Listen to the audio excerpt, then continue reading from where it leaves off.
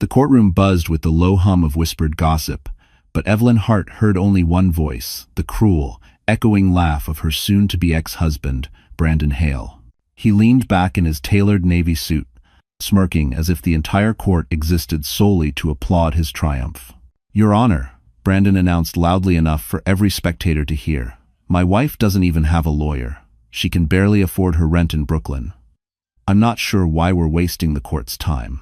End quote. Laughter rippled behind him. Even his attorney grinned, tapping a Mont Blanc pen against a stack of immaculate documents prepared to rip Evelyn's life apart. Evelyn sat alone at the respondent's table, clutching the frayed strap of her thrift store handbag. Her heart pounded so hard it shook her breath loose. She had rehearsed every possible response, every plea, every way to defend herself, but none of it mattered now. Brandon wanted a public humiliation, and he was getting it. Her cheeks burned as his mistress, seated smugly behind him, whispered loudly, "Poor thing, maybe someone can start a fundraiser for her." Heat flooded Evelyn's ears. She swallowed, fighting the tremble in her voice. "Your Honor, But before she could speak, Brandon cut her off with a raised hand, as though silencing a child. "She's wasting everyone's time. Let's finalize this. I have a board meeting in an hour." To Trosses. His arrogance filled the room like smoke thick, suffocating, impossible to escape. The judge lifted her pen. "If the respondent has no representation, we will proceed." But then, the heavy courtroom doors slammed open. Every head whipped around. A tall man in a charcoal suit stepped inside, the Manhattan skyline glowing behind him through the glass hallway. He walked with a calm authority that instantly quieted the room. Evelyn's breath caught because she had no idea who he was. He approached the bench, set down a leather case, and said in a steady voice that sliced through the silence, "Your Honor, I will be representing Miss Evelyn Hart from this moment forward." Brandon's smile froze, mid-victory, and the entire courtroom erupted in stunned whispers. Evelyn Hart sat frozen as the mysterious man in the charcoal suit stood between her and the destruction Brandon had prepared. She didn't dare breathe. For 3 months, she had fought this battle alone, no lawyer, no money, no support system. She had walked into this courtroom like a lamb led to slaughter. But now the entire room stared at her, as if she had unleashed a weapon they never saw coming. The judge lifted a brow. "And you are?" "Cole Ramsey, Your Honor," the man replied smoothly, offering his card. "Attorney of record for Miss Hart. Effective immediately." Gasps scattered through the courtroom. Even Brandon's attorney sat up straighter, recognition tightening his jaw. Cole Ramsey was not just a lawyer, he was one of the most feared litigators on Wall Street, a man known for dismantling billion-dollar corporations with a calm smile and a stack of inconvenient evidence. But Evelyn had never seen him before. Her heart pounded in confusion. Why was he here? Why her? Cole turned toward her, his voice softening. "Evelyn, I'm here to help. You're not alone anymore." If 51-2. Something old and buried flickered in her memory, a childhood photo, a vague recollection of a boy with the same deep-set eyes, the same quiet intensity. But it was impossible. Her family had been shattered decades ago. Her brother had disappeared when she was 9. Everyone said he was gone forever. No, it couldn't be. Could it? Before she could speak, Brandon shot to his feet. "This is ridiculous. She can't just magically get a lawyer 5 minutes before the ruling." Important. Cole barely glanced at him. "You're welcome to file a motion to contest my appearance, but I doubt you want to explain to the court why you're panicking." Brandon's face flushed red. The judge cleared her throat. "Mr. Ramsey, the court was not informed. That's my responsibility, Your Honor." Cole's voice was respectful but unwavering. "But given the stakes of this case, this woman deserves proper representation." It wasn't the words. It was the way he said "this woman," as if Evelyn wasn't the broken, humiliated wife everyone assumed she was, but someone worth fighting for, worth defending, worth standing beside. Her throat tightened. For months, she'd been treated like a burden in her own marriage. For months, she'd been made to feel small. For months, she'd been erased. Now someone powerful spoke her name with weight. But the moment of relief shattered instantly when Brandon slammed a hand on the table. "She's manipulating the system. She's been nothing but dead weight since the day I married her. She can't even keep a job without falling apart. This, he gestured around wildly, is just another pity trick. Every insult sliced through her like thin paper cuts. Painful, familiar, humiliating. Cole turned sharply. Mr. Hale, consider this your only warning. If you continue degrading my client, I will file for sanctions. Brandon scoffed. You don't scare me. Dolores. Oh, Cole replied calmly, you will. A ripple of shock passed through the courtroom. Evelyn stared at the man, claiming to be her lawyer. His posture was steady, almost protective, nothing like the condescending way Brandon towered over her at home.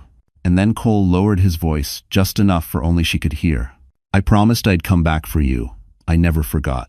Her breath hitched. It was him. Her brother? The boy who vanished. The boy she'd mourned. The boy she thought she'd lost forever. Before she could react, the judge spoke. Very well. The court will allow Mr. Ramsey to proceed. A murmur of disbelief swept the room. Brandon's confident smile finally cracked. And for the first time since this nightmare began, Evelyn felt the ground shift beneath her this time, in her favor. The courtroom recessed for a short break, but the tension lingered in the air like static before a storm. Evelyn stepped out into the marble hallway, her pulse still unsteady. Every detail around her felt too sharp. The polished oak benches, the distant echo of heels clicking, the muted hum of conversations drifting from nearby chambers. This was the New York County Supreme Court, a place she had only ever walked past on her commute, never imagining she would one day stand in its center alone, terrified, stripped of everything she once thought she knew about her life. But she wasn't alone anymore. Not now. Not with Cole beside her. He stood a few feet away, speaking quietly with a clerk. The soft glow from the tall windows washed over him, highlighting the familiar shape of his jaw. The slight crease in his brow she remembered from childhood. It had been more than 20 years since she last saw him, yet some memories never faded. Evelyn wrapped her arms around herself as fragments of the past tugged at her, two children huddled under a blanket fort, the sound of summer rain, the day he disappeared without explanation. She had spent years believing he'd abandoned her, years grieving him, years angry at him. And now he was here, wearing a Wall Street suit and carrying the quiet authority of a man who'd seen battles far bigger than divorce court. She didn't know whether to hug him or demand answers. Before she could decide, Brandon stormed out of the courtroom, his mistress trotting behind him in stilettos that clicked too loudly on the echoing floor. He looked furious, his confidence shaken for the first time. Who the hell do you think you are? Brandon snapped at Cole. You think walking in here with your overpriced suit makes you someone? This is my court, my case. Cole didn't even blink. The court belongs to the state of New York, not to you. Is undered. Brandon stepped closer, voice dropping to a growl. You're going to regret stepping into this. Cole gave him a calm, almost pitying smile. I don't regret protecting my family. Those words hit Evelyn harder than she expected. Family, a word she hadn't used in years. Brandon scoffed and turned away, pulling out his phone. I'm calling my lawyer. We'll bury both of you. His mistress tugged at his sleeve, whispering, Brandon, people are staring. He shrugged her off. Let them stare. Ender. People were staring indeed. The hallway buzzed with speculation, everyone trying to understand how a woman who walked in alone now had one of the most powerful attorneys in Manhattan standing at her side. Cole finally approached Evelyn. I know you have questions, he said gently, and you deserve the truth. But right now, I need you to trust me for today. Her voice barely rose above a whisper. Why now? After all these years? His eyes softened with something like regret. Because I finally found you, and because he, Cole, glanced at Brandon, has taken enough from you. A sharp pain twisted in her chest. He wasn't wrong. Brandon had taken her confidence, her peace, her joy, piece by piece, until she barely recognized herself. Cole lowered his voice. This ends today. The judge's assistant opened the door to call them back inside. Brandon straightened his suit, smirking again but with a strain that hadn't been there before. Evelyn inhaled deeply. For the first time, she wasn't walking back into that courtroom as prey. She was walking in with a weapon. And the real battle was about to begin. Brandon Hale re-entered the courtroom with the forced composure of a man who'd just been publicly cornered and refused to admit it. His jaw flexed as he straightened his silk tie, the the one embroidered with the Hale Dynamics logo, a company he loved more than he ever loved his wife. The spectators returned to their seats, whispering behind their hands, their eyes following Brandon like he was the lead actor in a scandalized Broadway scene. He lived for attention, but not this kind. Brandon lowered himself into his chair with a sigh meant to signal superiority, though it trembled slightly at the edges.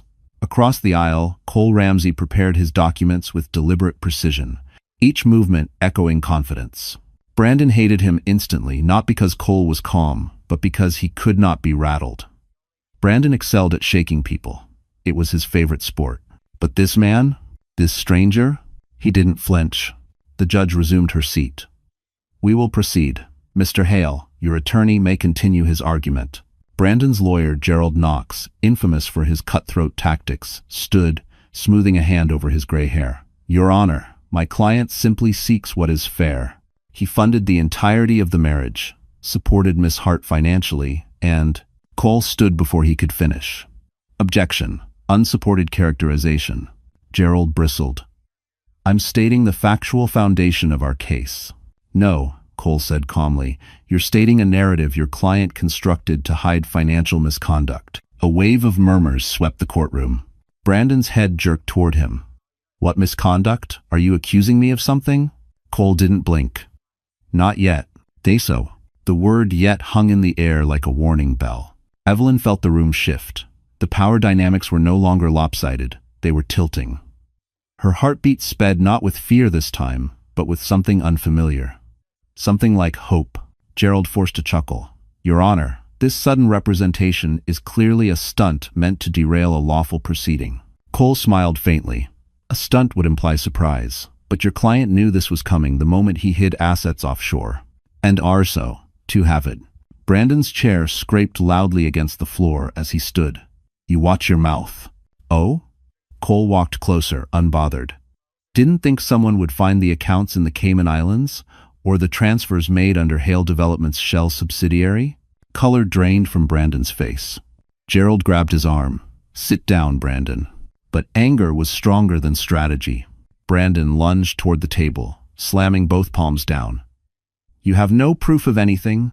Thanks for watching." Cole slid a thin folder across the table. "Proof enough." The judge leaned forward.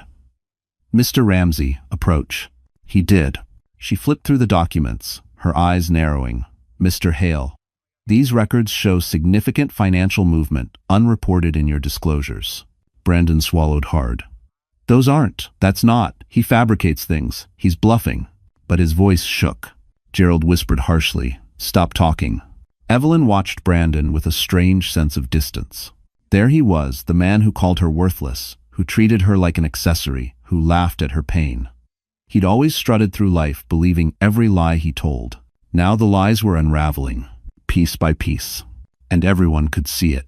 Cole stepped back beside Evelyn, lowering his voice. "This is only the beginning. He's built his empire on arrogance and shortcuts. It won't hold." Evelyn whispered, "I never knew. You weren't supposed to." Cole's gaze remained steady on Brandon. Men like him hide their rot under polish. The judge lifted her gavel. "Court will reconvene after reviewing these documents." Brandon's mask cracked completely, and for the first time, fear flickered in his eyes. When the court reconvened, the atmosphere felt different, charged, electric, as if every person in the room sensed they were about to witness something that would dominate whispers in Manhattan law circles for months. Evelyn stepped inside slower this time, her legs still shaky but her spirit steadier than it had been in a long while.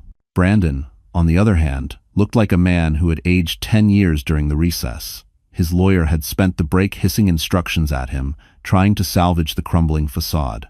But arrogance had never been a stable foundation. It cracked fast. The judge cleared her throat. "Mr. Hale, before we proceed, the court requires clarification on the financial discrepancies Mr. Ramsey introduced." Brandon's voice came out strained. "Those documents are fake. He's manipulating the court." "Enough," the judge snapped. "The court will determine what is real." Then she turned to Cole. "Mr. Ramsey, continue." Cole rose like a man built for this battlefield, effortlessly calm, effortlessly dangerous. He moved toward the center of the courtroom, opening a thin binder as though he were presenting a casual PowerPoint and not detonating a legal bomb. Your Honor, while reviewing the original disclosures, I discovered something concerning. Brandon shifted uncomfortably. He's lying again. Cole continued without acknowledging him. Not only were assets hidden, but funds were diverted to an account under the name Lydia Hale. A ripple of confusion swept the courtroom. Evelyn blinked. Lydia? She didn't know anyone named. Cole turned, his voice cutting cleanly through the air. Lydia Hale is the legal name of Mr. Hale's mistress. A collective gasp exploded. Brandon shot to his feet. You can't prove that. Cole clicked a remote. A large monitor on the side wall flickered on security footage, time-stamped. Brandon walking into a luxury jewelry shop with the mistress on his arm, kissing her at the register as he paid with a corporate card. Another clip. Brandon signing a lease for a secret midtown apartment under the same alias. Another. Receipts for a Cartier bracelet, a Dior handbag, private dinners along Fifth Avenue, every transaction matching the hidden withdrawals. The room erupted. Brandon's face burned an impossible shade of red. Gerald grabbed his arm. Sit down, Brandon. Sit down right now. But humiliation was a fire he couldn't swallow. He lurched forward, pointing at Evelyn. This is your fault. You're ruining my career, you pathetic. Useless. Mr. Hale, the judge thundered. One more outburst and you will be removed. Brandon froze, chest heaving. Cole stepped between Brandon's fury and Evelyn's trembling form. My client has suffered enough abuse. Today, it ends. Evelyn felt her throat close, not from fear, but from the shock of hearing someone finally say those words out loud. Words she had needed for years. Gerald attempted damage control. Your Honor, these videos may appear incriminating, but they do not reflect financial wrongdoing. Cole cut in. They do when they involve embezzlement. A folder slid across the judge's bench. Bank transfers, mismatched spreadsheets, falsified company expenses. Brandon choked. That's corporate money. I didn't, Gerald. Say something. But Gerald had gone pale. The judge exhaled slowly. Mr. Hale, this is serious. The court will be forwarding these documents to the state for investigation. Brandon staggered back, gripping the table. Public humiliation. Public exposure. Public downfall. The man who mocked Evelyn for being alone now stood stripped in front of a full courtroom, his secrets spilled like broken glass. And as whispers spread again, louder, sharper, Evelyn realized this was the first time in years he wasn't the one holding power over her. The courtroom emptied slowly after the judge called another recess, but Evelyn felt as if the walls themselves were closing in on her. The whispers of spectators trailed behind like shadows, pity, shock, curiosity, every word carving deeper into her already fragile composure.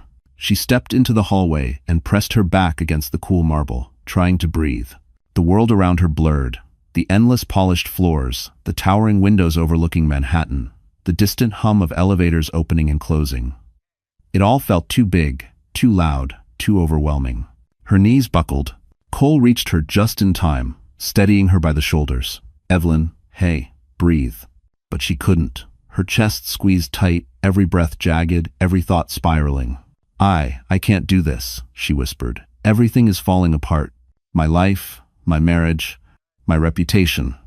He's ruined me. And now the whole court knows everything. Cole's expression softened. He ruined nothing. He exposed himself. But Evelyn shook her head violently. People only see what he's been saying for months, that I'm weak, unstable, worthless, her voice broke. What if they're right? Cole's jaw tightened with a pain she didn't understand. They're not. Brandon manipulated you into believing that. End quote. But once doubt takes root, it grows fast. Images flashed in her mind, years of being spoken over, diminished, corrected, dismissed. Brandon reshaping her reality until she didn't trust her own voice. I should have seen it earlier, Evelyn whispered, tears spilling freely now. I should have left. I should have fought back. I should have. Cole stopped her gently. He isolated you. That's what men like him do. And Poynton? His voice was steady, but Evelyn felt herself slipping deeper into the quiet storm of her mind. What if this goes wrong? She asked, hands trembling. What if he walks away free? What if he makes me pay for this? Cole exhaled slowly. You've lived in fear of him for so long you don't remember what power feels like. His tone shifted firm, protective. But you have it now. Her tears fell harder, because she didn't feel powerful. She felt broken, shattered into pieces that didn't belong to one whole person anymore. I don't know how to be strong anymore, she whispered.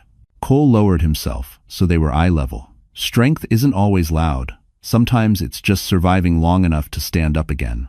Her breath trembled out, uneven. I don't think I can stand. Then I'll hold you up until you can. That was what finally cracked her, those simple words.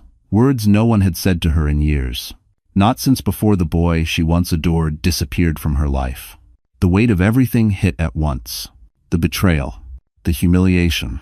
The years lost to a man who drained the life from her without leaving bruises. The emptiness of walking on eggshells in her own home. The truth that she had been alone long before Brandon filed for divorce. She covered her face with her hands as a sob tore free, raw and painful. Cole stayed beside her, not touching, not crowding, simply being there. A steady presence in a world she no longer trusted. When she finally lowered her hands, her eyes were red and swollen, her voice barely a whisper. Why did it take losing everything to realize I had nothing at all? Cole's voice was quiet, because sometimes you need to see the ruins to understand what was never real. Evelyn wiped her cheeks, swallowing hard. Somewhere deep inside, beneath the fear and the heartbreak, a spark flickered. Small, fragile, but alive. And Cole saw it too. He stood and offered his hand. Come on, we go back in, and this time, you won't face him alone. Evelyn inhaled shakily, straightened herself, and took his hand. Her collapse was over. Her rise was about to begin. The courtroom lights seemed brighter when everyone returned from recess, casting sharp reflections across the polished benches. Evelyn walked in slower this time, her eyes still swollen, but her posture more controlled, steadier. Cole walked beside her, not leading, not pushing, simply present in the way someone who knew your past better than you remembered it could be. She didn't speak, but the small breath she took before sitting down said what words couldn't. She wasn't falling apart anymore. She was bracing for impact. Brandon watched her with narrowed eyes. His earlier panic had thinned into something nastier, calculating, vindictive. He leaned toward his lawyer, whispering something heated. Gerald Knox nodded stiffly, glancing at Evelyn with the expression of a man preparing to draw blood. The judge took her seat. We will now continue. Gerald approached, clearing his throat. Your Honor, before we proceed, we intend to discredit the sudden appearance of Mr. Ramsey by presenting new information regarding Miss Hart's mental stability and her supposed emotional volatility. Evelyn's stomach dropped. Cole's head turned slowly, too slowly, toward the opposing counsel. Gerald continued, we have witnesses who can attest that Miss Hart suffers from episodes of severe anxiety and emotional breakdowns. She is, therefore, unfit to receive any spousal compensation or shared assets. Evelyn froze. He was weaponizing her pain, twisting her suffering into a legal knife pointed at her throat. But Gerald wasn't done. Additionally, he said, holding up a folder, we have medical documents showing Miss Hart received treatment for an emotional collapse 2 years ago following an incident at her workplace. Whispers shot across the courtroom. Evelyn felt heat rush to her face, shame, panic, disbelief. The memory hit her like a slap. A single panic attack after months of Brandon's emotional cruelty. She never told anyone. She never even admitted it to herself. How did they get those records? Her breath hitched, her vision blurred. Brandon leaned back smugly. Then Cole stepped forward. Your Honor, he said evenly, we also have new information Mr. Knox may not be aware he just opened the door to. Gerald frowned. What are you implying? Cole lifted a sealed envelope.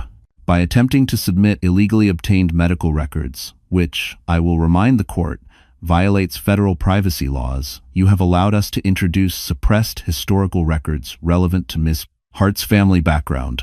The judge motioned. Explain. And Port 9. Cole inhaled, his voice steady but carrying an unmistakable weight. Miss Evelyn Hart is not merely my client. A pause. She is my sister. Shock rippled across the room. Brandon scoffed. What does that have to do with anything? Cole continued, tone sharpening. Our parents' legal documents, including birth certificates, guardianship paperwork, and sealed investigation reports, were recovered last week. and they reveal not only our blood relation, but the circumstances under which Evelyn was removed from our home. Evelyn whipped her head toward him. Investigations? Removed from their home? Cole's jaw tensed. Our father was abusive, violent. He hid it well. Social services removed Evelyn for her safety. I ran away, trying to protect her. That's why we were separated. The courtroom fell completely silent. Evelyn's pulse hammered. She'd spent years believing she had been unwanted, forgotten. Now, everything she thought she knew about her childhood shifted under her feet. Cole's voice softened. File after file proves Evelyn did not break. She survived. She endured what most people never would. Her anxiety isn't instability, it's evidence of trauma inflicted long before Brandon Hale ever entered her life. The judge's expression changed, subtle but unmistakable. Sympathy. Understanding. Respect. Gerald visibly blanched. Brandon? He looked blindsided. And Evelyn? She felt something she had not felt in years. Validation. The truth had finally found her. And this time, it was on her side. Evelyn didn't leave the courthouse immediately after the judge announced an extended review of the evidence. She lingered in the hallway, staring through the tall glass windows overlooking Lower Manhattan. The city glowed beneath the overcast sky, anonymous, vast, indifferent. For the first time in years, she didn't feel swallowed by it. Cole approached quietly, placing her coat gently over her shoulders. There's more we need to go over, he said, but not here. Come with me. They stepped outside into the cold autumn air. Yellow cabs zipped past. The chill bit at her skin, but she welcomed it. It made her feel awake. Alive.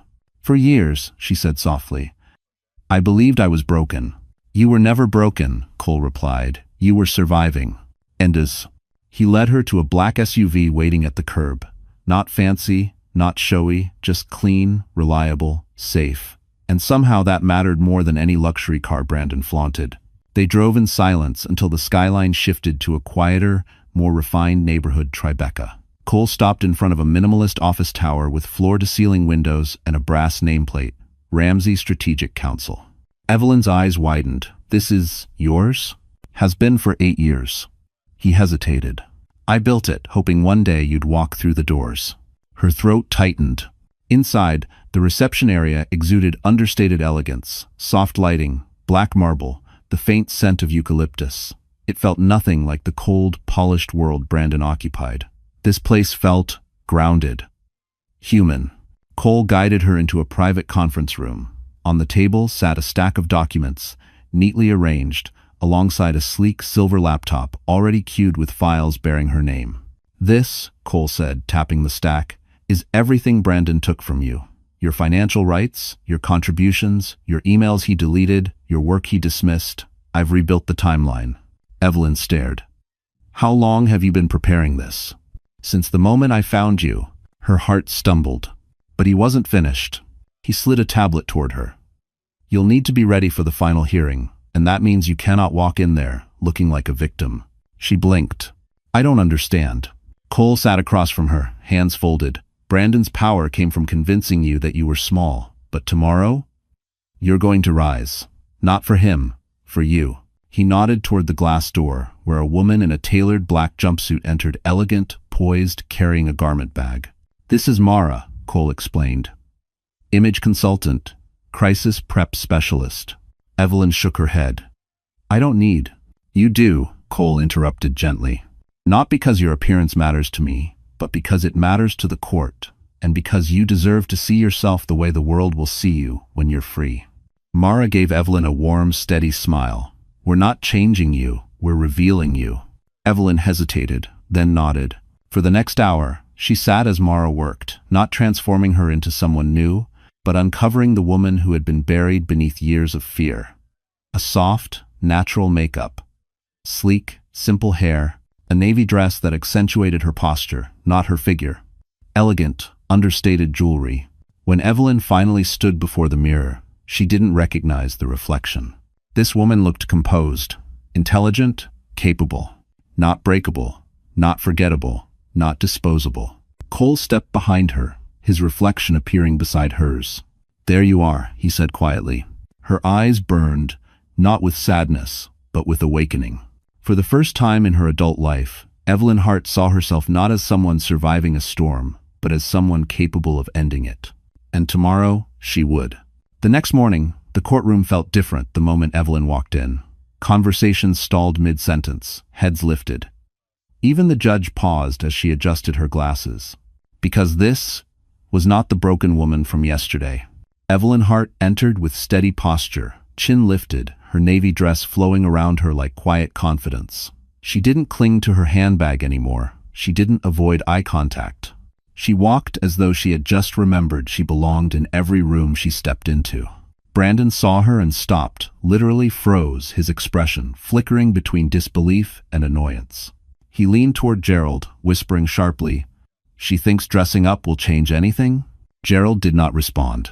His eyes were fixed on Cole Ramsey walking behind her, carrying a slim portfolio with the sort of calm that suggested he was about to bury someone politely.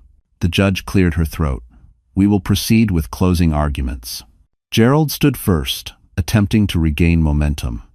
"Your Honor, despite yesterday's distractions, we maintain that Miss Hart contributed minimally to the marriage, and—" Cole rose. "Your Honor, objection. Counsel continues to misrepresent the facts." The judge nodded. "Sustained." Gerald swallowed. "As I was saying," Cole stepped forward. "Your Honor, if I may present our final evidence?" The judge gestured. "Proceed." Cole tapped the remote again. The courtroom monitor blinked to life, but this time, it wasn't financial documents. It was audio. A recorded phone call. Brandon's voice echoed through the courtroom speakers. "Just get rid of her. She's dead weight. Once the divorce is done, she gets nothing. I don't care what you have to forge, just make sure Evelyn walks away with zero." Gasps erupted. Brandon shot up, face white. "That's taken out of context." Cole didn't look at him. "Your Honor, this recording came from Hale Dynamics' internal servers. Timestamped. Unaltered. Mr. Hale instructed his assistant to falsify financial documents to discredit my client." Gerald nearly dropped his pen. "Brandon, please tell me this isn't real." Brandon shook his head wildly. "He's framing me. He's lying." But Cole wasn't finished. Another audio clip played. Brandon, again, laughing this time. "Evelyn's too stupid to ever fight back. She's practically begging me to walk all over her." Evelyn closed her eyes not in pain, but in resolution. The words that once broke her now felt like ashes. The courtroom buzzed with outrage. The judge's gavel slammed down. "Order." Cole approached the bench. "In addition to the fraudulent manipulation, Your Honor, we have sworn statements from 3 former employees confirming Mr. Hale used company funds to support his mistress and deliberately sabotaged Miss Hart's employment opportunities to maintain control over her." Evelyn turned sharply. What?" Cole nodded gently. 3 companies rejected you because Brandon called ahead." Her breath stilled. He hadn't just broken her confidence. He had broken her future. The judge's voice dropped into a level of cold authority that made even seasoned attorneys sit straighter. "Mr. Hale, based on the evidence presented, the court finds you in violation of marital disclosure laws, guilty of financial misconduct, and subject to a full investigation by the state." Brandon's face collapsed. "Your Honor, please, this is a misunderstanding." But she wasn't listening. She turned to Evelyn. "Miss Hart, the court recognizes your contributions, your hardship, and the abuse inflicted upon you. You will receive full spousal compensation, restitution, and 50% of all shared marital assets." Evelyn's breath caught. She hadn't come seeking revenge. She came seeking survival. But justice, real, undeniable justice, had just arrived. And Brandon Hale, the man who mocked her for having nothing, now stared at her with the expression of someone finally understanding what it meant to lose everything. And the courtroom witnessed it all. When the final gavel struck, the echo lingered long after the judge left the bench. Reporters outside the building scrambled for position, the courthouse security ushering spectators out in waves. But Evelyn remained seated for a moment, letting the reality sink into her skin like warm sunlight after a long winter. It was over. Not the pain, not the years lost, but the war Brandon forced her into, and she had won. She rose slowly, every movement steady, deliberate. The courtroom that once felt suffocating now felt spacious, almost peaceful.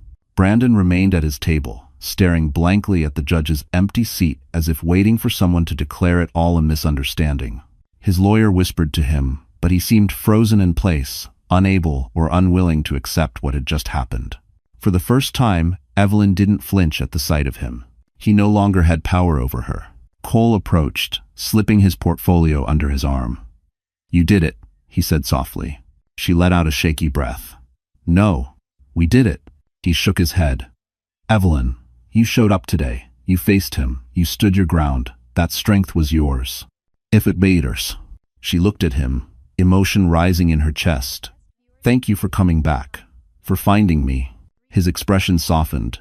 "I never stopped looking." They stepped out into the hallway together. Flashing cameras immediately lit up the entrance, reporters calling for statements, microphones reaching for every word.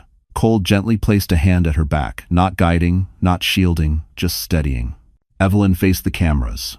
Not as a victim, not as the woman abandoned and humiliated, but as someone who reclaimed her voice. She spoke clearly. "I hope anyone watching this understands something. Silence doesn't mean weakness. Sometimes silence is surviving, and one day, when you're ready, you rise." The crowd quieted, absorbing every word. Brandon emerged moments later, flanked by his attorney. Reporters swarmed him, shouting questions. "Mr. Hale, do you deny the recordings? Will Hale Dynamics survive the investigation? Is it true you falsified disclosures?" Brandon pushed through the chaos, but something had changed in him. The arrogance was gone, replaced by panic, by consequences he could no longer outrun. It was poetic, in a way. The man who believed he controlled every outcome now found himself at the mercy of a truth he created. Evelyn didn't watch him for long. He wasn't part of her story anymore. Outside, the crisp autumn breeze brushed her skin as she and Cole stepped toward the waiting SUV. She paused, gazing up at the Manhattan skyline, the same skyline that once made her feel small. Now, it felt like possibility. "Evelyn," Cole said gently, "you know you're entitled to compensation, assets, and the apartment. We can talk through all of it once you're ready." She nodded. "I will. But today, I just want peace." He smiled. "Then that's where we begin." Descend. I weigh. As they drove away from the courthouse, Evelyn leaned her head against the window. The city lights flickered across her reflection, but for the first time, she didn't see fear in her own eyes. She saw freedom. She saw resilience. She saw a future that belonged entirely to her. Her voice whispered into the quiet car, more to herself than to anyone else. "I'm finally done breaking." And somewhere deep inside her, where the girl she once was still lived, something whole began to form. Not vengeance. Not anger. Just healing. The chapter was closed, and she was the one who closed it. Evelyn Hart had risen, and she would never fall that way again. The days following the courtroom victory moved strangely for Evelyn, quiet, almost too quiet. After months of living under constant fear, constant scrutiny, constant humiliation, the sudden absence of chaos felt unreal. Like waking up in a room where the storm had passed, but the thunder still echoed in your bones. Cole insisted she stay in a safe place while the investigation into Brandon unfolded. So, Evelyn found herself temporarily living in a furnished corporate apartment. Cole kept in Tribeca, high ceilings, soft gray walls, floor-to-ceiling windows that overlooked a calm stretch of the Hudson River. It felt nothing like the cramped Brooklyn studio she once cried in. But it didn't feel quite like home either. On her first night there, she stood barefoot in the kitchen, staring at the marble countertop, feeling a strange emptiness. She had won. She should feel triumphant, whole. But healing didn't arrive like a parade. It arrived quietly, uncertainly, like a guest, unsure whether they were welcome. A soft knock sounded at the door. Cole stepped inside, holding 2 cups of tea. "Couldn't sleep either?" he asked. She shook her head. "My mind won't slow down." He handed her the cup. "It will. Eventually. You've lived in survival mode for so long, your brain hasn't learned what safety feels like yet." Evelyn sat on the couch, the warm mug grounding her. "I keep replaying things," she admitted. "The way he talked to me, the way I believed him, the way I let myself shrink." Cole sat beside her, not close enough to crowd, but close enough to anchor. "That's what emotional abuse does. It rewires you to think you're the problem." She exhaled shakily. "I don't want to feel weak anymore." "Thanks for watching." "You're not weak," he said. You walked into that courtroom every day, even when you felt like breaking. That's strength most people never touch. His voice was steady, warm, protective. She forgot what it felt like to have someone speak to her with nothing but truth and care. But healing wasn't the only thing stirring inside her. A question burned at the edge of her thoughts, a question she'd avoided since Cole revealed the truth about their family. "What happened to you after you left?" she finally asked. "All those years? Where were you?" Cole's jaw tightened, the first crack in his usually composed demeanor. "It's a long story. I want to know." He looked at her, something old and wounded flickering in his eyes. "I spent years trying to get back to you, but foster care isn't designed for reunions. I got moved around, lost track of where they took you. By the time I aged out, all I had was a name, Hart, and a city you might have lived in. And you still searched?" "Every year," he said simply. "I promised I'd find you, and I don't break promises." Emotion hit her so sharply she had to set the mug down. For years, she thought she'd been abandoned by everyone, but the truth was far more complicated and far more painful. Before she could respond, Cole's phone buzzed. He frowned at the screen, a deep, restraining tension settling across his face.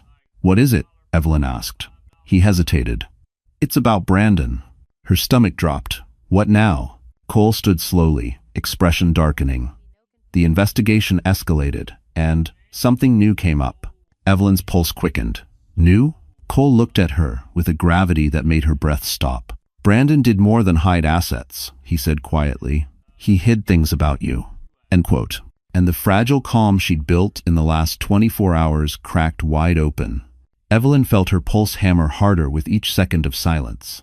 Cole stood by the window, the glow of the city outside reflecting off the glass and casting sharp lines across his face. He looked torn, like someone who knew a truth he wished he didn't have to say. "Cole," Evelyn whispered. "What did he hide?" He turned toward her slowly. "First, you need to sit down." Her knees weakened. She lowered herself onto the edge of the couch, gripping the cushion as if the room were tilting. Cole crossed the space between them and placed a folder on the coffee table, thick, overstuffed, worn at the corners. Inside were documents. Too many documents. "Brandon didn't just manipulate your finances," Cole said quietly. "He manipulated your identity." Evelyn's breath stuttered. "What does that mean?" Cole opened the folder to the first page, an employment background check from 3 years prior. "He altered your records. Every job you applied to after 2021, he sent private letters claiming you were mentally unstable." Her heart dropped. "That's why I never got any callbacks. He made sure you wouldn't." She looked up sharply. "But why? Why sabotage my career?" Cole hesitated, then pulled out another document, a sealed medical authorization form with Brandon's signature on it. "He requested access to your confidential therapy notes." Evelyn's blood ran cold. "He? What?" "He pretended to be acting on your behalf. He used those notes to build a false mental health narrative about you. And not just for employers, for insurance, for financial institutions, even for the divorce." A tremor passed through her. Every insecurity she battled, every moment she thought she was losing her mind. He had engineered it. He had stolen pieces of her reality and weaponized them. "That's not all," Cole said, voice darkening. "There's something worse." "Worse? How could there be worse?" Cole took a breath, steadying himself. "Remember how he always said the two of you weren't ready for kids? How he refused every discussion?" Evelyn nodded slowly. "He said it wasn't the right time, that we needed stability first." Cole opened another folder, this one far thinner, but colder somehow. "Brandon underwent a fertility evaluation 2 years ago. He didn't tell you because he was the one with the issue. Not you." Evelyn's lungs constricted. "He lied to me? He made me think I was the problem. He needed you to believe that. Control works best when it comes from shame." Her chest tightened, not just with anger, but grief. Grief for the version of herself who cried alone in bathrooms, wondering why she wasn't enough. "And there's something else," Cole continued. "Something he hid because he knew it could destroy him." She braced herself. Cole sat beside her, voice lowering. "Brandon's company isn't actually legally under his name." Evelyn's eyes widened. "What?" "He transferred ownership 18 months ago." "To who?" Cole met her gaze with a gravity that made her stomach plummet. "To you." End quote. For a long moment, Evelyn couldn't move, couldn't blink, couldn't breathe. "That makes no sense," she finally whispered. "Why would he put the company under my name?"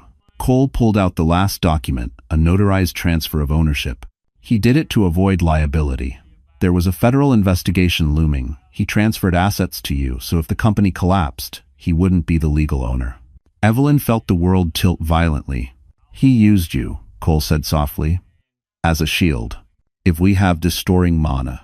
Her lips parted. "So, legally, Hale Dynamics." Cole nodded. "Half his empire," he said, "already belongs to you." And Evelyn Hart, who once believed she had nothing, now realized she held the weapon that could end Brandon Hale completely. And he never thought she would learn the truth. Evelyn didn't sleep that night, not because of fear this time, but because the truth pulsed through her like electricity, unsettling, overwhelming, impossible to ignore. Brandon hadn't just tried to destroy her. He had underestimated her so severely he hid his own empire in her name. And now she finally understood the one thing he never wanted her to realize.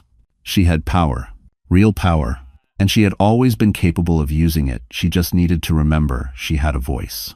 When morning light spilled through the floor-to-ceiling windows of the Tribeca apartment, Evelyn stood barefoot on the polished wood floor, staring out at the city. Manhattan gleamed beneath a thin fog, quiet yet restless, alive in a way she never felt allowed to be. Cole entered the room, 2 coffees in hand. "Long night?" She nodded, accepting the cup. "I kept thinking about everything he did, everything he took, everything he tried to hide." "And?" Cole asked. Evelyn turned toward him, a steadiness settling behind her eyes. "And I'm done being afraid." A small smile touched his lips, proud, relieved, but also something deeper. "Then today is the day we start taking control." He laid out a plan. Meet with a financial forensics specialist. Review every document tied to Hale Dynamics. Examine how much legal leverage she actually had. Prepare for the next hearing, where the judge would formalize asset division. But Evelyn interrupted gently. "I don't want to just defend myself anymore. I want to confront him. On my terms." Cole studied her carefully. "That's a big step." And was. "It's the one he never expected me to take." She said it calmly, but her voice held something new, resolve. 2 hours later, Evelyn walked through the lobby of a sleek midtown office tower, her heels clicking against the marble floor. She wore the same navy dress Mara had chosen, but today it felt less like armor and more like skin. A receptionist looked up. "Welcome to Hale Dynamics. Do you have an appointment?" "No," Evelyn said simply, "but I'm here for what belongs to me." "If that." Confusion flickered, but before the receptionist could respond, the elevator doors opened and out stepped Brandon, his jaw tightening the moment he saw her. "What are you doing here?" he hissed. Evelyn didn't flinch. "Coming to see my company." He blinked. "Your company? Evelyn, don't embarrass yourself. You don't even understand half the paperwork you signed." She stepped closer, not timid, not trembling. "Maybe not then, but I do now." Brandon's facade cracked. "You think you can walk in here and take over?" "Evelyn, Hale Dynamics exists because of me. Every dollar, every client, and whose name is on the ownership documents?" she asked softly. His mouth opened, but no sound came out. Employees nearby exchanged glances. Cole stepped out of a second elevator, his presence quiet but unmistakably commanding. "Mr. Hale, as legal counsel for Miss Hart, I advise you to treat the rightful owner with respect while we transition this matter to the court. Number 2 for us." "Number espèce," Brandon sputtered. "This is ridiculous." Evelyn looked around, taking in the expensive art on the walls, the sleek furniture, the cold corporate lighting. This was the world she had been kept out of. The world Brandon claimed she wasn't good enough for. Now it belonged to her. "No," she said softly. "What's ridiculous is how much you underestimated me." Brandon's face drained. For the first time, she saw fear, not rage, not arrogance, real fear. Because he knew. He finally knew. Evelyn Hart was no longer the woman he could break. She turned toward the elevator without waiting for a reply. Behind her, Cole whispered, "That was impressive." Evelyn exhaled slowly. That was just the beginning. And Manhattan, for the first time, felt like a city she could conquer. Brandon Hale was not a man built to lose. Certainly not to Evelyn. So when she walked out of his building with the quiet confidence of someone reclaiming her life, something inside him snapped. By the next morning, Manhattan was buzzing. Cole sat at the dining table in the Tribeca apartment, scrolling through his phone as Evelyn poured herself a cup of coffee. His expression darkened. "You should sit," he said. Her stomach tightened. What happened now? He turned the screen toward her. A headline blared across the top of a business news site. Hale Dynamics under siege. CEO claims ex-wife stole company through fraud. Evelyn's hands stiffened around the coffee mug. What? Cole scrolled. Brandon held a press conference at 8 this morning. He told the media, "You manipulated him into signing ownership documents while he was under medication after surgery." Evelyn nearly choked. Medication? He's never even had surgery. "I know," Cole said, "but this isn't about truth. It's about narrative." Her pulse climbed. People will believe him. He always knows how to twist things. "Evelyn." Cole's voice softened. His desperation is showing. This is exactly what guilty men do. But the panic had already begun to climb her spine. She paced the room, her breath shaking. "I can't go through this again. I can't let him paint me as a liar, a manipulator." "He won't," Cole said firmly. "Not this time." Before she could respond, his phone buzzed again. He looked down. His expression hardened even further. This just got more serious. He handed her his phone. A social media post from Brandon's mistress was going viral. "Some women ruin good men. Some women break their own husbands. I've seen it firsthand." Thousands of likes, thousands of comments, many siding with her. Evelyn's throat tightened. She's doing this for attention. She doesn't even know me. But she knows the public loves a villain, Cole said, and she's decided that villain is you. The panic she felt was suffocating, pressing against her ribs like a vice. This is too much. The world already thinks I'm broken. Now they think I'm dangerous. Cole stepped closer. "Look at me." She did. "You survived a man who spent years crushing your spirit. You survived a courtroom meant to humiliate you. You survived finding out the truth about your childhood. If you can survive all of that, you can survive public opinion." Evelyn blinked, tears threatening. "What if I can't?" "You can," he said simply, "because you're not alone anymore. If you could." Before she could speak, a sharp knock hit the door. Cole's posture shifted instantly, alert, defensive. He moved to the door, checking the peephole. "It's Detective Ramirez," he said. Evelyn's stomach dropped. "Why is a detective here?" Cole opened the door. Detective Ramirez stepped inside, removing his gloves. "Miss Hart, Mr. Ramsey, we need to talk. There's been a development in the investigation into Mr. Hale." Evelyn's heart pounded. "What kind of development?" Ramirez hesitated. "A serious one. We recovered digital logs and internal emails. They show Mr. Hale was planning to move all remaining company assets offshore within the week." Evelyn clutched the back of a chair. "He was trying to run." "He still might," Ramirez said. "And there's more. He listed you, Miss Hart, as a co-conspirator in the documents." Her blood turned cold. "He's trying to take me down with him." Cole stepped forward, jaw clenched. "He won't. Not a chance. Ever." Evelyn felt the truth settle into her chest, heavy, cold, undeniable. Brandon wasn't just fighting back. He was preparing for war. And this time, his destruction might take everything with it unless Evelyn fought harder than she ever had before. For the first time since everything began, Evelyn didn't collapse under the weight of new threats. She straightened. Standing in the center of the Tribeca apartment, she felt something shift inside her. Not fear, not panic, but resolve. The kind that comes from being pushed too far for too long. Detective Ramirez closed his notebook. "We're filing charges against Mr. Hale, but you need to be prepared, Miss Hart. If he runs, he'll blame everything on you." Cole placed a steady hand on her arm, but he won't get far, and he won't win. Ramirez nodded and left. Once the door closed, Cole turned toward her. "Evelyn," he said, "we need to respond. Fast, publicly and strategically." She inhaled, slow but steady. "Then let's respond." Cole blinked, surprised but impressed. "You're sure?" "Yes," she said firmly. "I've been reacting this whole time. Let's make him react for once." An hour later, Evelyn walked into Ramsey's strategic council with an energy the entire staff seemed to feel. Heads turned. Conversations paused. A receptionist whispered, That's her, with something like admiration. Cole led her into a glass-walled conference room. Waiting inside was a team, 2 crisis strategists, 1 PR advisor, 1 legal analyst. The room buzzed with intensity. Evelyn swallowed. All this, for me? Not for you, Cole corrected gently. With you. She sat, shoulders back. Cole opened the meeting. Brandon Hale has launched a smear campaign. We won't just defend, we will dismantle. The PR advisor clicked her laptop, projecting a media dashboard onto the wall, spikes and searches for Evelyn's name, hashtags swirling, rumors spreading. Mr. Hale is pushing the narrative hard, she said. But the public is turning. They saw the court footage. They heard the recordings.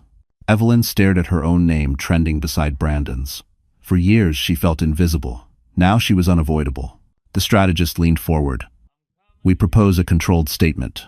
Something calm, factual, indisputable. Evelyn shook her head. No, not yet. The team exchanged glances. She continued, voice steady.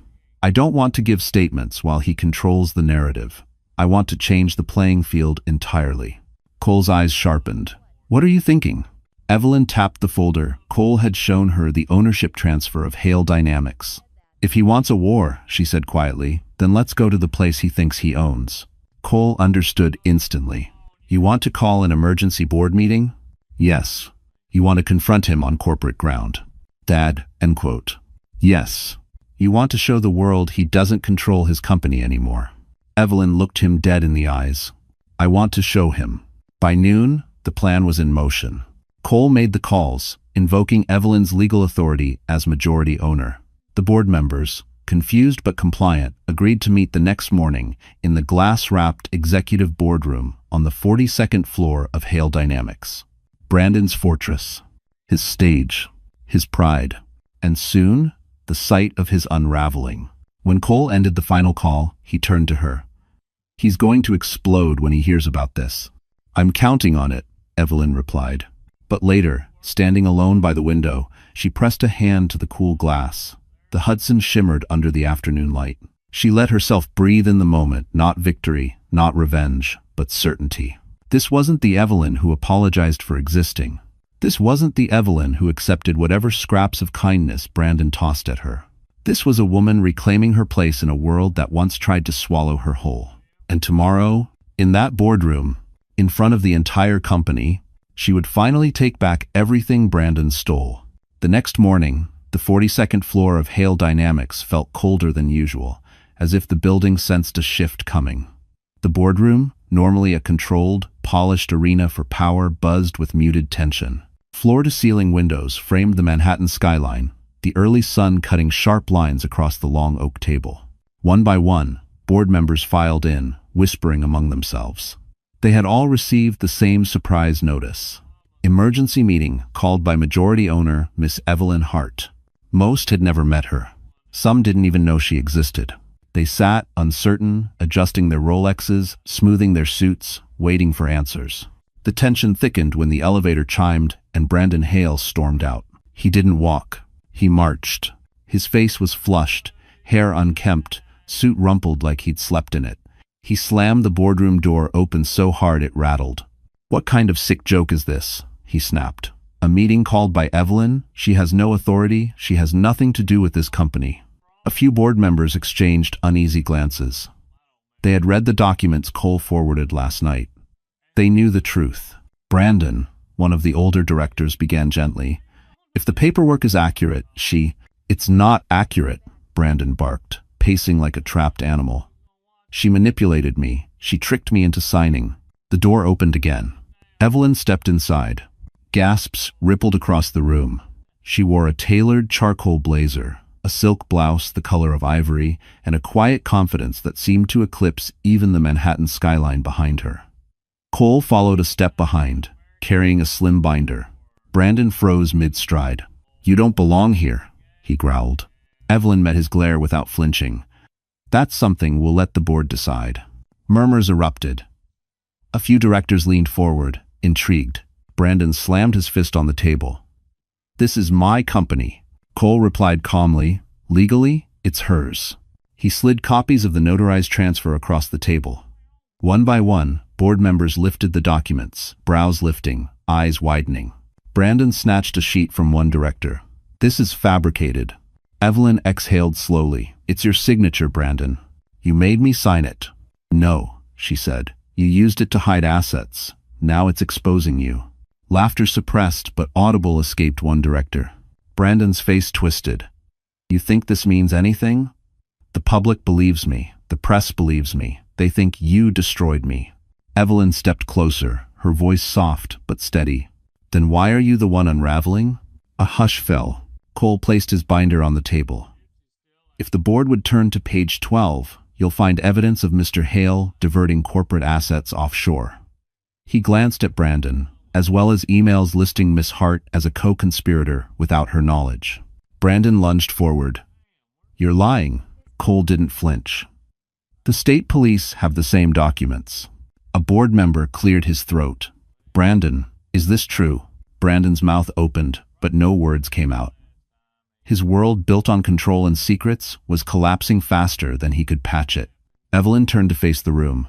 "I didn't ask for this company. I didn't even know it had been transferred to me. But now that I do, I won't let it burn because of his actions." The directors exchanged silent, loaded looks. Evelyn continued. "Today, this board will vote on whether Brandon Hale remains CEO." And disguise. Brandon's eyes widened in horror. "You can't do that." Cole answered, "She can. And she will." A director leaned back, exhaling. "Given the evidence, a vote seems appropriate." Brandon's fury ricocheted around the room. "You want to do this?" he snarled. "Fine, you'll regret." Evelyn cut him off. "No, Brandon. I spent years regretting things. Not anymore." And for the first time in his life, Brandon Hale realized he was about to lose the throne he built on lies. Silence held the boardroom hostage. The city glimmered through the windows, but inside the 42nd floor of Hale Dynamics, the air felt sharp, like everyone was breathing in the moment a kingdom collapses. Brandon looked around the table, searching for support, but the faces staring back at him were not loyal soldiers. They were businessmen, investors, pragmatists. And they could all smell a sinking ship. "Let's be reasonable," Brandon said, voice cracking. "You know me. You know my leadership. This company exists because of me." A director cleared his throat. "It also may collapse because of you." Murmurs followed. Brandon whipped toward Evelyn. "This is what you wanted, isn't it? To humiliate me publicly?" Evelyn met his stare calm, steady, unmoved. "No, Brandon. I never wanted revenge. I wanted truth. You're the one who built your life on lies." Cole stepped beside her, hands folded, expression neutral but razor-sharp. "Shall we proceed with the vote?" The chairman nodded. "All in favor of removing Brandon Hale as CEO of Hale Dynamics, effective immediately, say aye." It happened in a wave, one voice, then another, then another. A chorus of aye echoing around the polished oak table. Brandon's face twisted in disbelief. "No, no, this can't." "All opposed?" the chairman asked. Only Brandon raised his hand, trembling, defeated. The chairman closed the ledger. "Motion passes. Brandon Hale is hereby removed as CEO." A gasp escaped from someone in the room. Another director shook his head, almost pitying. Brandon staggered back like he had been struck. "You're ruining everything," he whispered. "Everything I built." Cole's tone was ice. "You ruined it yourself." Security approached the doorway, the quiet, respectful kind who didn't need to show force to imply it. Brandon's voice cracked. "You're really going to let them drag me out like a criminal?" Evelyn inhaled slowly. "No one dragged you anywhere, Brandon. You walked yourself here. And well." His eyes flashed with desperation. "Evelyn, please talk to them. Tell them this is a mistake, that we can fix this." There had been a time years ago when that voice might have reached her, when she might have softened, when she still believed he had a heart, but not now. "Brandon," she said quietly, "you broke something you can't repair." He stopped.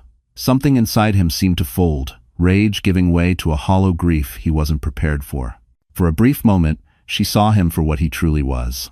Not a powerful man, not a monster, but a coward terrified of losing control. Security stepped forward. He recoiled. "Don't touch me." The chairman sighed. "Mr. Hale, please exit voluntarily." But Brandon didn't move, until the door opened again. Detective Ramirez entered, a warrant in hand. "Brandon Hale," he announced, "you are under investigation for corporate fraud, embezzlement, and identity manipulation. You are required to come with us." The board gasped.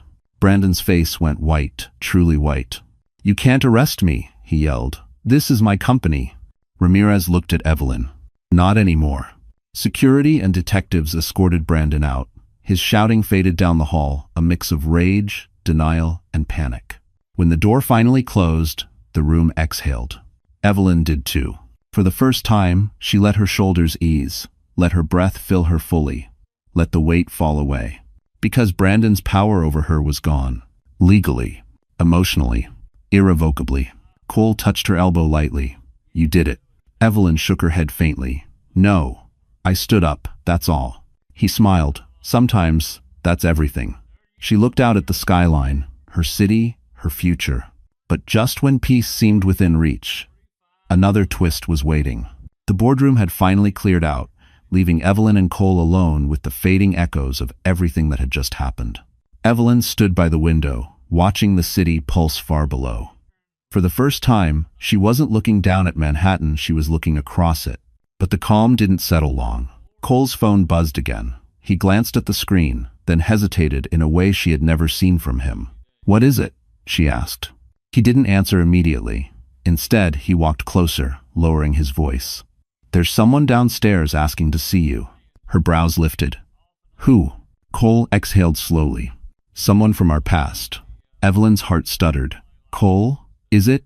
"No," he said gently, knowing instantly where her mind had gone. "Not him, someone else." He motioned toward the hallway.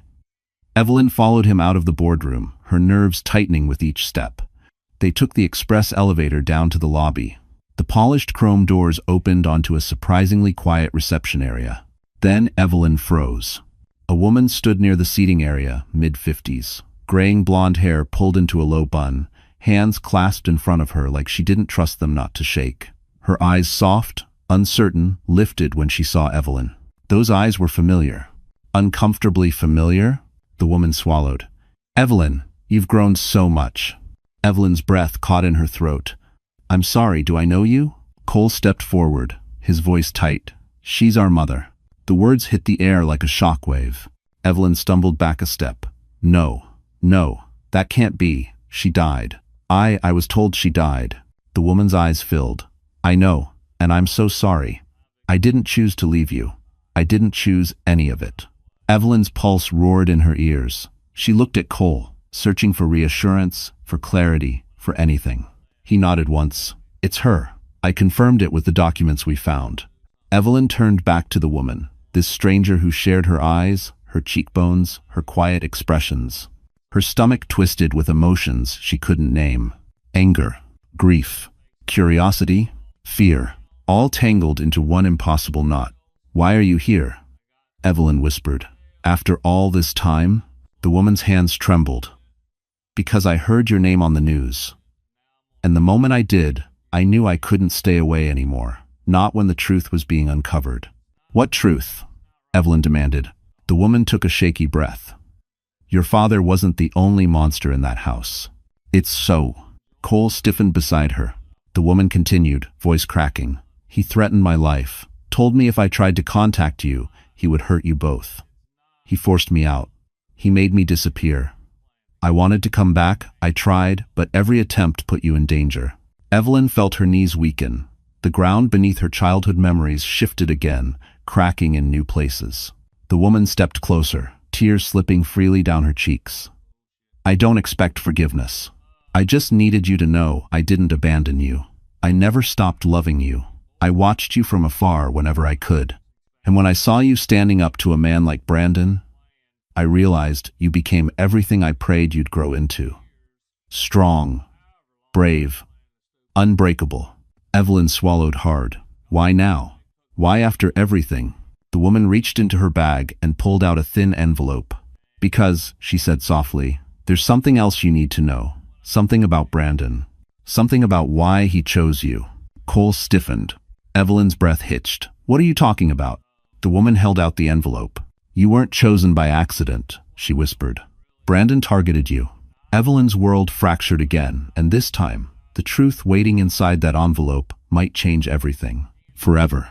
The envelope felt too light to hold something that could shatter a person's world, but Evelyn's fingers shook as she took it anyway. Her mother, this stranger who wasn't a stranger, watched her with eyes full of apology, fear, and something deeper: urgency. Cole hovered close, tense. "Evelyn, you don't have to open it right now." But she did. She needed to. Every instinct told her that whatever lay inside connected every thread of cruelty, every manipulation, every question that had haunted her for years. She slid a trembling finger under the flap and pulled out a thin stack of documents. The first page was a photograph, grainy, old, clearly taken without permission. It was her. A much younger Evelyn, maybe 19, working a shift at a diner in Jersey. Her stomach flipped. "What is this?" Her mother swallowed hard. "Start from the next page." Cole leaned in as Evelyn turned the page. A report from a private investigator. Hired by Brandon Hale. Date: 7 years before their first meeting. Evelyn's breath caught. He knew who I was? Her mother nodded painfully. "Long before you ever met him." Evelyn continued reading, each line colder than the last. Subject: exhibits signs of social isolation. No stable family connections detected. Minimal financial safety net. History of trauma, likely emotionally vulnerable. Potential target for long-term control. Recommendation: high suitability for relationship manipulation. The words blurred as bile rose in Evelyn's throat. "No," she whispered. "No, this can't be real." But it was. Cole clenched his fists, fury simmering under the surface. "He profiled you. He watched you. He chose you because he thought you were easy to break." Her mother covered her mouth, tears spilling. "I didn't know until years later. I tried to warn you, but I had no way to reach you." Evelyn stumbled back a step, gripping the edge of the reception desk to stay upright. Her lungs fought for air. Her skin prickled with nausea and horror. Brandon hadn't just married her. He hadn't fallen out of love. He hadn't grown distant. He had hunted her. Like prey. Her entire relationship, every sweet moment, every kindness, every apology felt suddenly poisoned. Scripted, designed. Not love. Never love. "He studied me," Evelyn whispered, her voice hollow. "Planned me. Selected me." Her mother sobbed silently. "Yes." Cole's voice dropped into something dark. "This goes beyond abuse. This is predatory, calculated, criminal." Evelyn blinked hard, fighting tears. "Why? Why me? Why would he do this?" Her mother hesitated. "Because of your father." Evelyn's heart stopped. "What does my father have to do with Brandon?" Cole turned sharply toward the woman. "Explain, now." Her mother wrung her hands, voice trembling. "Your father owed money. Dangerous money. To men who funded smaller tech startups, men connected to Brandon's early investors." Evelyn's pulse thundered. Her mother continued. "Brandon's first company nearly collapsed. He needed someone he could control. Someone he could legally use as a shield if things went wrong. Someone without resources, without backup, without a family to defend her." Cold realization spread through Evelyn's body like poison. "He targeted me. Because I was alone." Her mother nodded, sobbing. "Yes. Because he thought no one would ever come for you." Silence pressed into the room, thick and heavy. Cole moved closer, voice low, controlled, trembling with restrained rage. "He underestimated one thing." Evelyn lifted her eyes, glassy but burning. "What?" Cole held her gaze. "You're not alone anymore." Something inside her cracked, but not in the way it used to. Not in pain. In awakening. Evelyn straightened her spine, clutching the dossier tighter. If Brandon had chosen her because she was alone, then he was about to learn what happens when the girl he hunted becomes a woman who fights back. And the final reckoning was coming.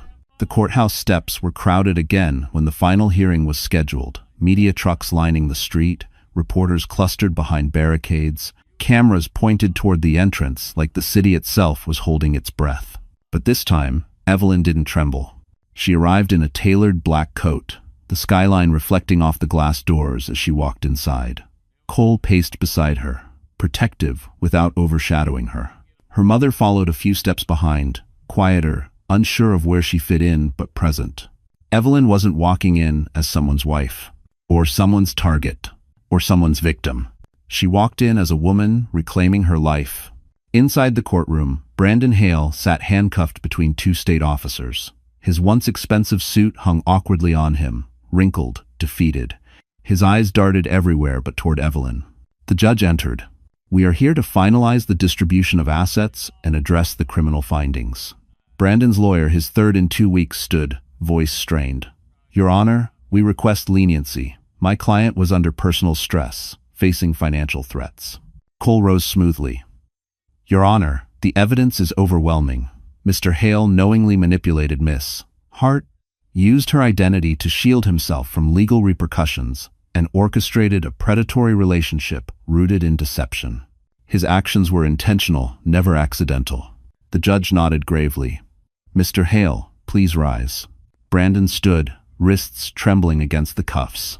The judge continued, "Due to the discovery of targeted manipulation, falsified documents, financial misconduct, and identity abuse, the court rules as follows. Miss Hart is granted full and unquestioned ownership of Hale Dynamics. Miss Hart will receive full restitution for damages inflicted. Mr. Hale will face criminal prosecution under state and federal law." A murmur of shock and approval filled the room. Brandon broke.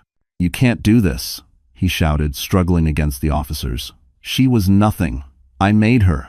The judge slammed the gavel. "You made your choices, Mr. Hale. Now you will face the consequences." The officers pulled him back. Brandon's voice cracked, desperate. "Evelyn, please don't let them take everything." Evelyn met his eyes for the last time. Not with anger, not with fear. With closure. "You took years from me," she said softly, "but you don't get one more day." Brandon's knees buckled. The officers steadied him as he was escorted out of the courtroom. His shouts echoed down the hallway, fading like the last dying remnants of a storm. And then, silence. A silence Evelyn had waited her entire life to feel. Outside the courthouse, reporters rushed forward. "Miss Hart, do you have a statement? What will you do with the company? How do you feel about today's ruling?" Evelyn stepped up to the podium, Cole set for her. Her voice was calm, steady, unwavering. "I spent years believing I wasn't enough. Today, I want anyone listening to know this. People can break you, lie to you, try to control your life, but they cannot define you. You define yourself. And no matter how dark it gets, you can stand again." The crowd fell silent, moved. She stepped back. Cole touched her hand briefly, grounding her. Her mother approached, timid but hopeful. "Evelyn, can we try again? Not the past, just a beginning?" Evelyn looked at her, really looked, and nodded. "We can try." As they walked toward the waiting car, the late afternoon light hit the skyline, warm and golden, like the city was finally welcoming her into the life she deserved. Evelyn inhaled deeply. No more storms, no more fear, no more silence. Just freedom, just truth, just beginnings. And as the courthouse doors closed behind her, sealing the past where it belonged, Evelyn Hart stepped into her future, whole, unbroken, and finally, free. So that's how the story ends, my wonderful friends. And if you're still here with me right now, it means something in this journey touched your heart in its own quiet way. Maybe you saw a part of yourself in Evelyn. Maybe you recognized a storm you once survived. Or maybe you simply needed a reminder that even the darkest chapters can lead to light. The Stoics used to say, "What stands in the way becomes the way." And Evelyn's story is proof of that. She wasn't strong because life was easy. She became strong because life demanded she rise. Marcus Aurelius wrote, "You have power over your mind, not outside events." And when Evelyn finally claimed that power, everything changed. Take that with you. You're allowed to begin again. You're allowed to reclaim your voice. You're allowed to rise after being broken. And hey, if this story stayed with you until the very end, then maybe you and I are connected in this moment for a reason. So before you go, don't forget to like, share, and subscribe. Not for numbers, but so we can keep walking through these stories together, one healing truth at a time.